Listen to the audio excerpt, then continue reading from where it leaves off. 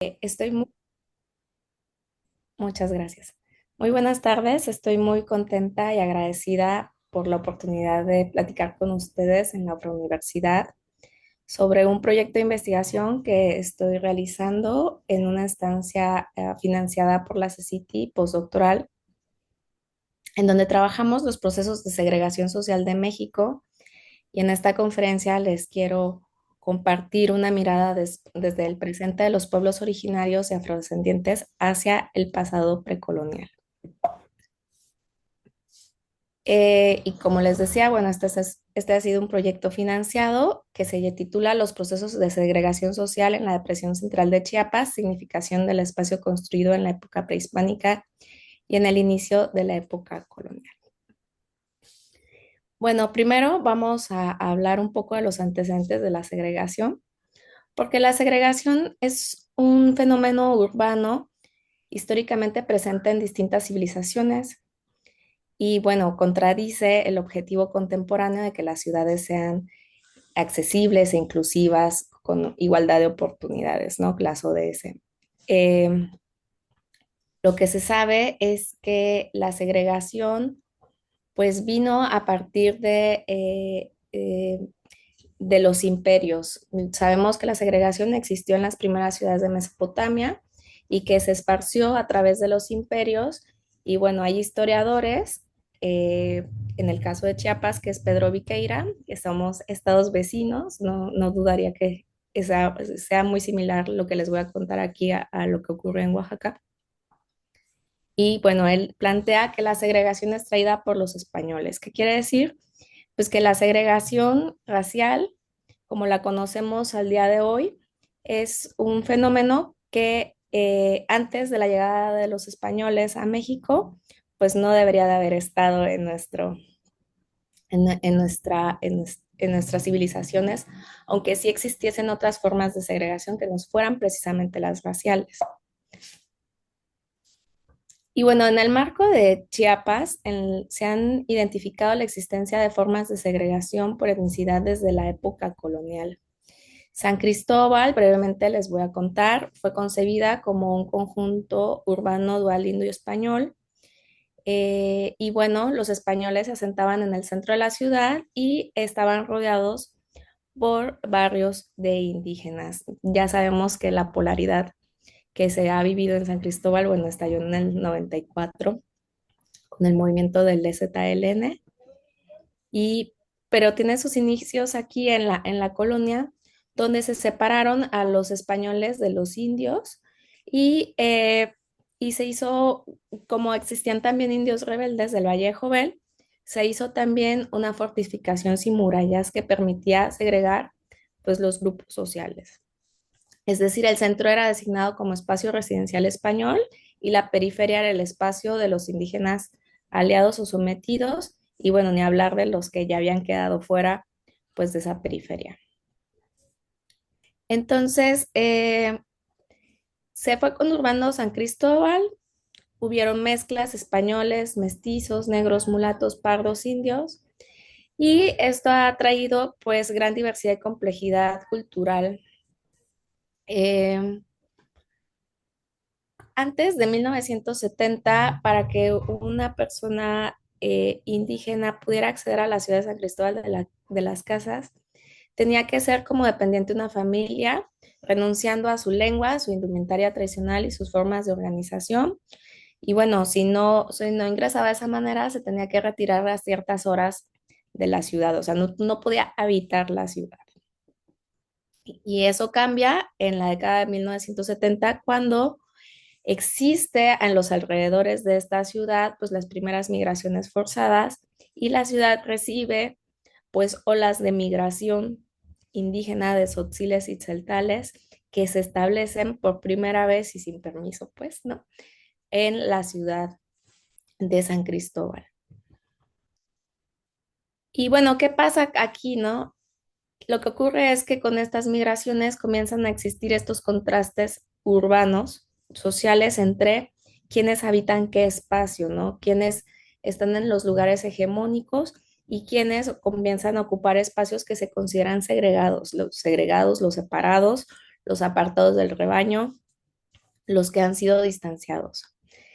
En 2009 tenemos la primera investigación en la ciudad de San Cristóbal, que la trabaja Caudillo Cos, con datos del Censo de Población y Vivienda del año 2000. Aquí es bien interesante porque quiero apuntar que no habían datos censales sobre la afrodescendencia o la afromexicanidad en ese momento.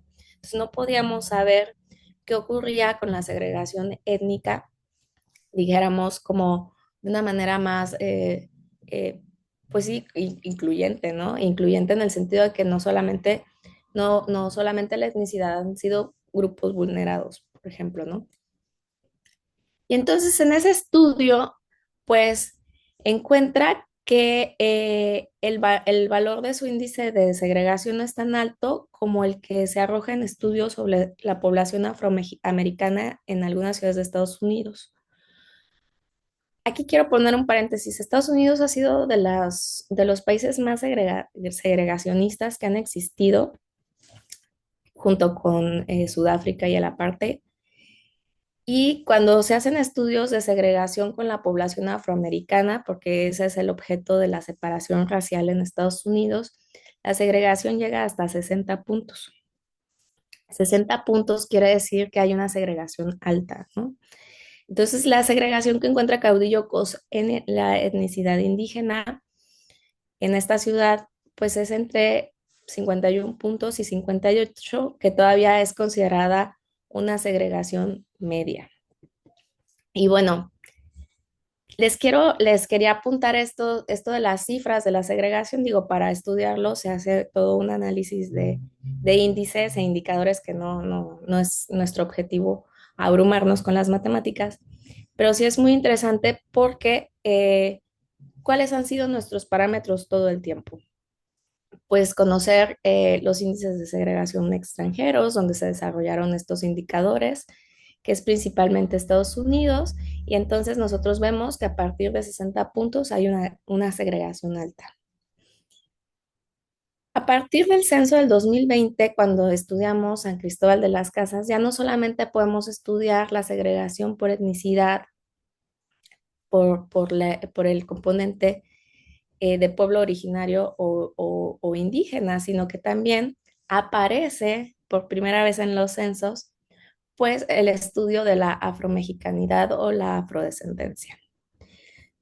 Y aquí es donde empezamos a ver como de manera muy interesante cómo funcionan estas cifras. Si ustedes ven los datos en el indicador de población y 3 años más que habla alguna lengua indígena, que es el indicador, digamos, cotidiano para establecer la etnicidad de los pueblos originarios, pues tenemos 38 puntos, casi 40, en homogeneidad, uno de los componentes de la segregación, en el otro 43 puntos. ¿Qué quiere decir?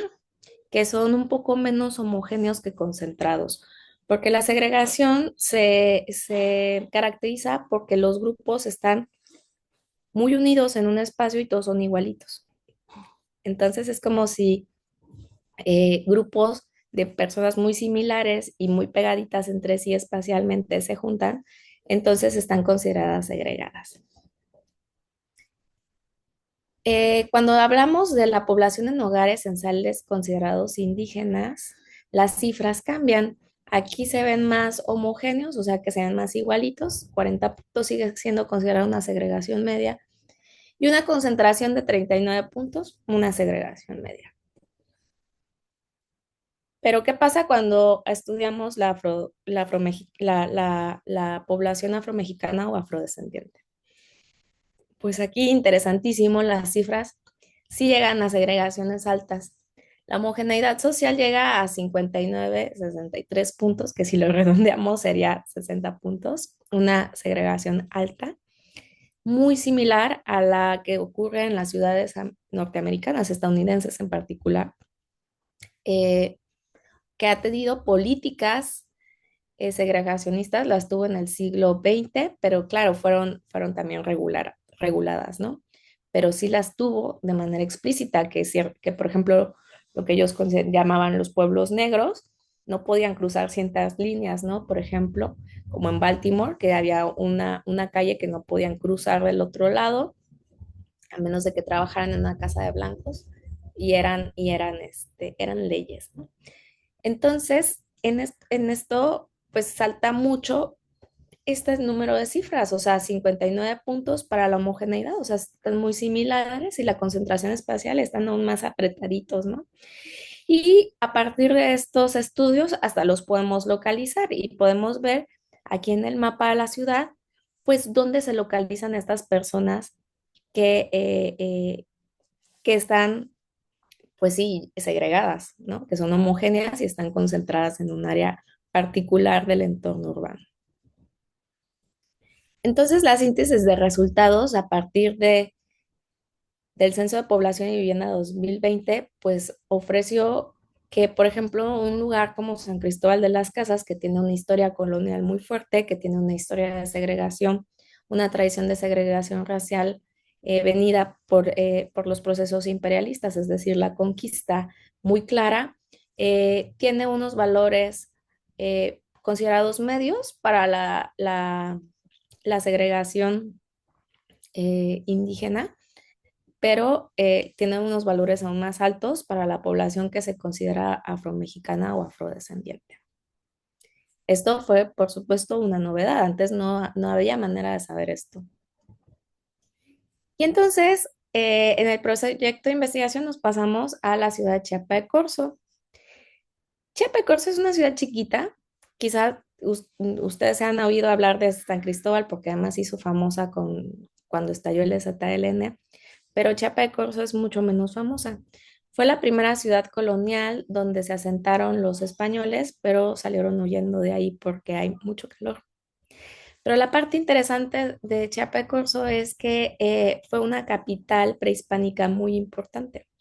Entonces tenemos estos elementos de la cultura material, los restos de la cultura material que nos permite pues estudiar lo que ha ocurrido como a otra, como más hacia el pasado, pues hacia lo prehispánico, considerando que la segregación se considera un fenómeno que es prácticamente así como el COVID fue una pandemia, pues también fue como la pandemia de la segregación, ¿no? Que se esparció. Entonces, aquí podríamos ver qué pasó previo digamos, al contagio, ¿no? O sea, la llegada de los españoles. Y entonces estudiamos qué pasa con la segregación actualmente en Chiapa de Corzo. Y pues interesante, encontramos que en la población de 3 años y más que habla alguna lengua indígena, tiene nuevamente puntos de 38 puntos, 43 muy similares a los que tuvimos en San Cristóbal. Es una segregación media. Cuando hablamos de población en hogares censales indígenas, igual ocurre puntos de 40 y 39 puntos. Seguimos hablando de una segregación media. Y en la afrodescendencia encontramos que tiene puntos de 59 y 64%. Entonces, no, más bien estas cifras, perdón, se quedaron de San Cristóbal. Las cifras reales están acá. Lo que se encontró de la población que se considera afromexicana o afrodescendiente en Chiapa de Corzo, no San Cristóbal, fue menor, fue .35, o sea, 35 puntos en homogeneidad, o sea, son menos homogéneos, y 57 puntos en concentración, o sea, están un poco más concentrados. Digamos que están concentrados, pero dentro de esa concentración tienen otros grupos dentro, entonces la fuerza de la segregación no es tan grande como cuando solo están digamos, el mismo grupo de personas y muy concentrados, ¿no? Que es un clúster, lo que se llama. Entonces aquí estamos viendo que sí están concentrados, pero dentro de esa concentración, digamos que hay diversidad. Y eso es muy interesante porque nos lleva a pensar, bueno, por qué no hay unas cifras tan altas de segregación en Chiapa de Corzo como sí las hay en San Cristóbal? Porque San Cristóbal tiene esta tradición colonial, pero no tiene asentamientos prehispánicos tan importantes como Chiapa de Corzo. Chiapa de Corzo sí tiene una influencia mucho más importante en términos de pueblos originarios. Y entonces parecería que podría haber una correlación. Digo, faltan estudios para ver si hay correlaciones entre que sean más pueblos, o sea, más cercanos a los pueblos originarios, entonces son menos los conflictos de segregación urbana presentes, ¿no? Tanto en pueblos originarios como en afrodescendencia. Y entonces hicimos este estudio sobre la ciudad prehispánica de Chiapa de Corzo, y como ya no tenemos censos de población, se trabajaron con las estructuras, o sea, la arquitectura, las tipologías de las estructuras presentes en la ciudad. Estudiamos dos tipologías, que es la habitacional y la cívico-ceremonial, y se dividió por su área. Las más grandes en habitacionales serían las de superélite, las medianas las de élites y las de la gente común. Las más pequeñas, considerando que para construir una super casa, pues necesitas más recursos, más manos de obra, más todo, ¿no? Más paciencia, más tiempo, más todo. Y entonces ahí hay elementos para pensar en riqueza, ¿no? O cierto poder. Y lo mismo ocurre con las cívicos ceremoniales. Mientras más grande el templo, pues se considera mayor, y tenemos la categoría medias y menores. Y se hicieron un montón, se aplicaron un montón de índices que van desde los índices de segregación clásicos hasta índices sobre la desigualdad. Y lo que se encontró es que a nivel ciudad, cuando nosotros observamos la ciudad prehispánica, es una ciudad altamente homogénea, o sea que tiene mucha gente común, es la gran mayoría la gente común, las estructuras se consideran de gente común, y es extremadamente desigual. Esta de extremadamente desigual no es una mentira, si no me recuerdo, fueron o sea, 400, ¿no? Por ciento, ¿no? De un ranking de 0 a 1, cuando se sale de 1, ya estamos hablando de una desigualdad extrema y sacó 4 puntos. ¿Qué quiere decir esto? Que la diferencia entre la casa de la gente común y la diferencia entre la casa de la gente de superélite es abismal, es extremadamente desigual, pero tenía un patrón de distribución espacial aleatorio. ¿Qué quiere decir? Que no se agrupaban, o sea, que estaban todos revueltos. Podía estar así una super vivienda de superélite de muchísimos metros cuadrados al lado de una chiquitita, y no hay patrón espacial que se pueda comprobar a través de los índices estadísticos. Cuando estudiamos las estructuras cívico-ceremoniales, son totalmente inversas. ¿Qué quiere decir? Que son muy heterogéneas, o sea que todas, hay de todo, hay mayores, medias y menores, y son muy iguales en las diferencias entre tamaños, y están agrupadas. Aquí sí hubieron patrones de agrupamiento. O sea, en las viviendas no habían patrones de agrupamiento, pero sí en las estructuras cívico-ceremoniales, que serían las estructuras de poder. Y estas estructuras de poder son, por correlación espacial, más cercanas a las viviendas medias, que se consideran de élite, que a las de superélite. ¿Qué quiere decir? Que el poder cívico-ceremonial o las estructuras de poder cívico-ceremonial estaban más vinculadas, como lo que hoy consideraríamos quizá la clase media, que con la superclase que tenía superpalacios, ¿no? Y los resultados cambian cuando cambiamos de sección, y eso es muy usual cuando se trabaja con los estudios de segregación. Cuando hacemos zoom, nos acercamos más a la ciudad, a los barrios, se hace cada vez más evidente la segregación. Entonces, ya cuando la estudiamos por secciones, o sea, ya no nada más a nivel ciudad, sino hay que ir agrupando, hay que ir separando y qué secciones encontramos. Sí existen dos áreas urbanas que cumplen con las características de segregación, que son las secciones 1 y 5, las que están marcadas con rojo. ¿Y qué pasa? Pues a mayor escala de observación, mayor evidencia de segregación socioespacial en las ciudades. Y el estudio presenta una diferenciación socioespacial mucho más clara según la cercanía al poder gubernamental o religioso que por motivo de riqueza individual o a nivel habitacional. ¿Qué quiere decir esto? Que la ciudad lo que nos está revelando es que hay más relación con el poder gubernamental o religioso, o sea, que sí hay agrupamientos a nivel de estructuras de poder, pero no hay agrupamientos por riqueza. O sea, no hay agrupamientos porque están todas las estructuras habitacionales palaciegas todas juntas ahí, ¿no? Que porque como una comunidad cerrada sería ahora, ¿no? Que se ven todas las casas igualitas en un lugar cerrado y espacioso y todas son enormes y muy bonitas. No, esto no existe aquí. Estaban totalmente mezcladas. Entonces, parece que ellos no hacían estas diferenciaciones por la riqueza individual, pero sí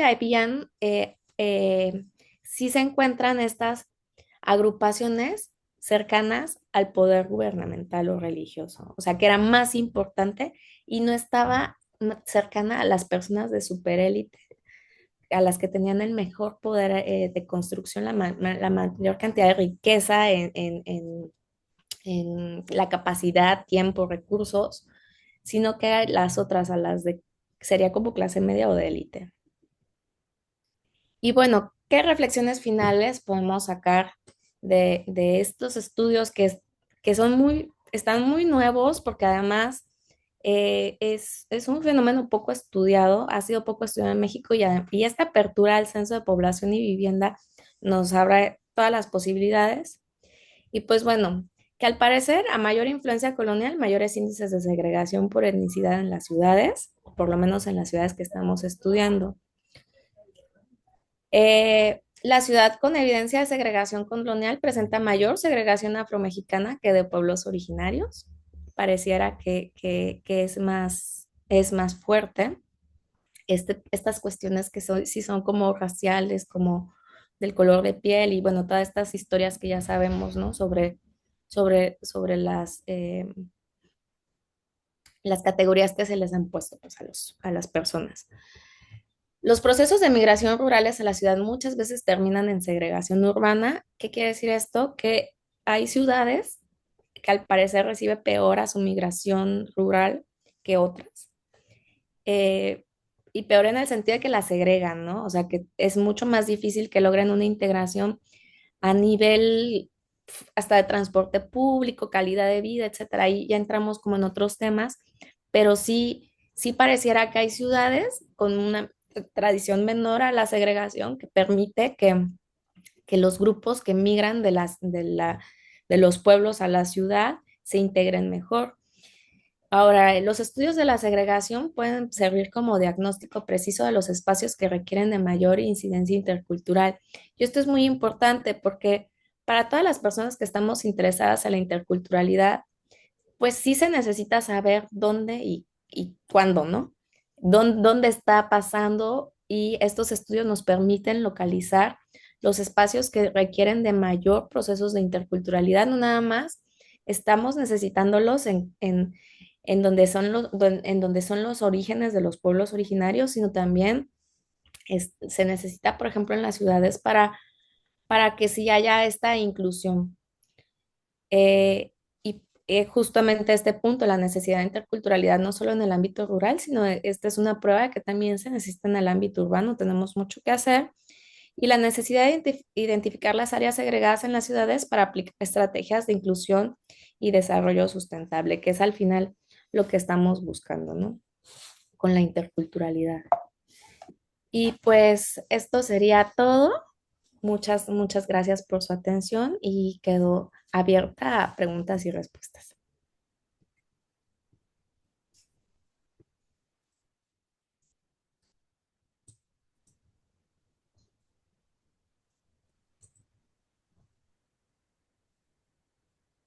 Sí, María, puede participar. ¿No? Hola, Sí, buenas tardes. Hola, Este, no había podido unirme antes a estas reuniones, pero ahora ya lo logré. Gracias, Talía, por tu presentación, que creo que es un tema interesante. Me llaman la atención algunas cosas, por ejemplo, en tu presentación, que creo que valdría la pena, profundizar en ellas, que abundes en ellas para una mejor comprensión de algunas cosas.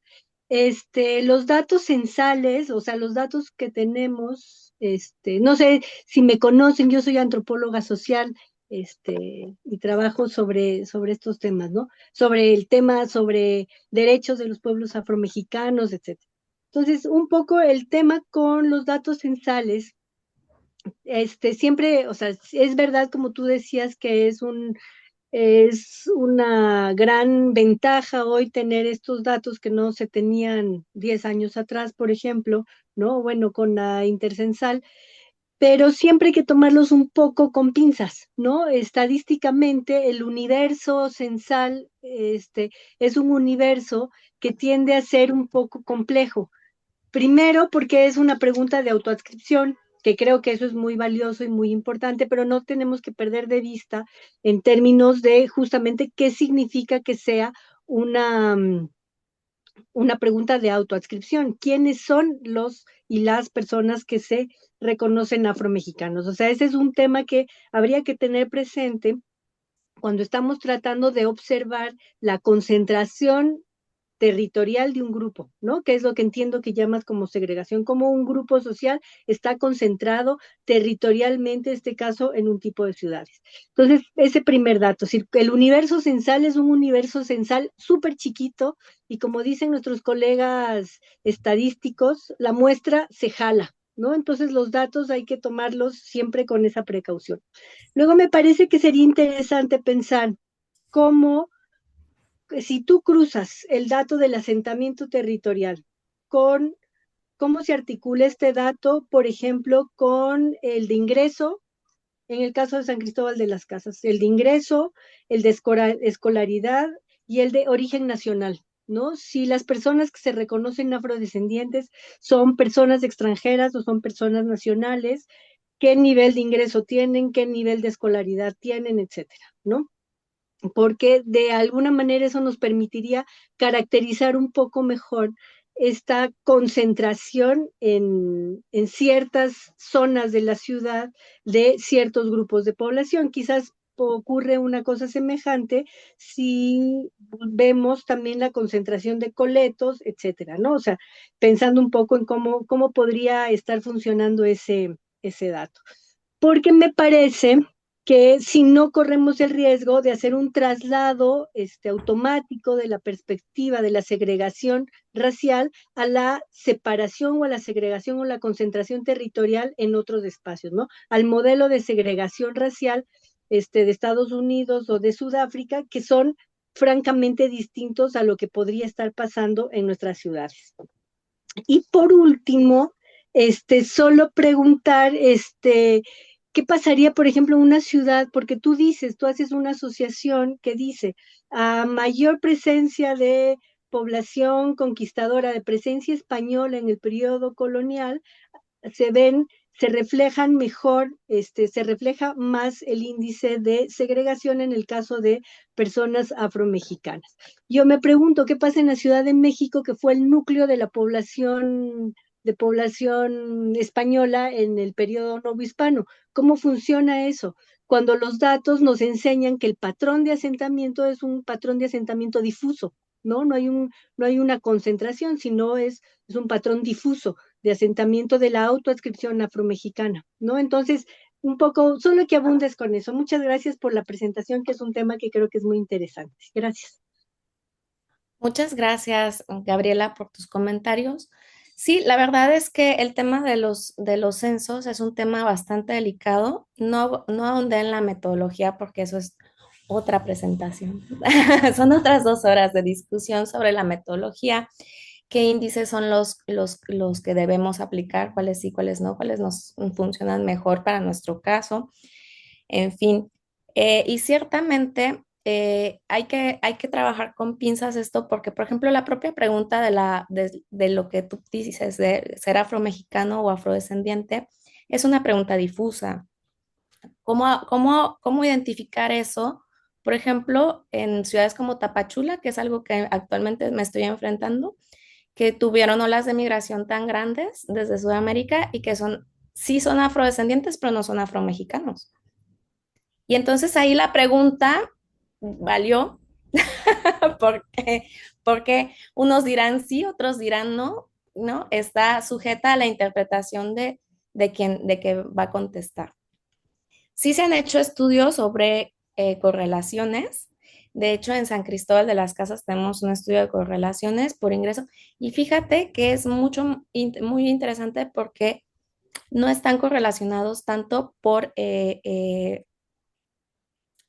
ingreso, o sea, la correlación no es tan alta por pobreza, pero sí por religión.